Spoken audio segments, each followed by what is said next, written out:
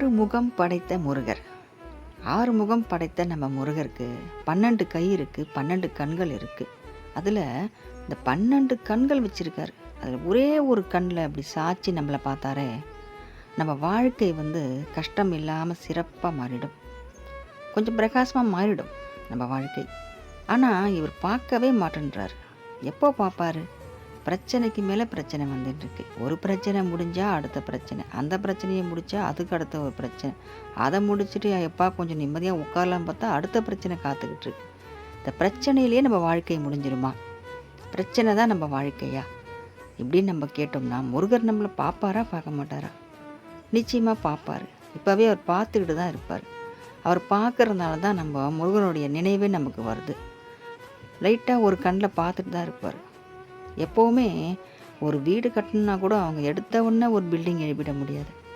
அது பூமியோட வளம் பார்ப்பாங்க, அதுக்கான அஸ்திவாரம் போடுவாங்க, அதுக்கப்புறமா எல்லாமே படிப்படியாக தான் கட்டி முடிப்பாங்க. அது மாதிரி தான் நம்ம முருகரும் நம்மளை ஒரு கண்ணில் பார்க்குறாரு. பார்த்துட்டு நமக்கு என்ன பிரச்சனை, நம்மளுடைய கர்மா என்ன, நம்மளோட கணக்கு வழக்கு என்னன்னு பார்த்துட்ருப்பார். இதெல்லாம் பார்த்து முடிச்சுட்டு தான் கொஞ்சம் கொஞ்சமாக நம்மளை சிறப்பாக்கிட்டே வருவார். நிச்சயமாக நம்ம சிறப்பாக இருப்போம், அதில் எந்த சந்தேகமும் கிடையாது.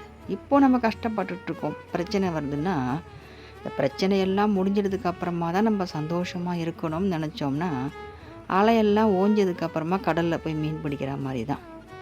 அலை ஓயவே ஓயாது. அந்த அலையிலையும் பாடாத பாடுபட்டு கஷ்டப்பட்டு உயிரையே பணைய வச்சு தான் அந்த மீனவர்கள் போய் மீன் பிடிக்கிறாங்க.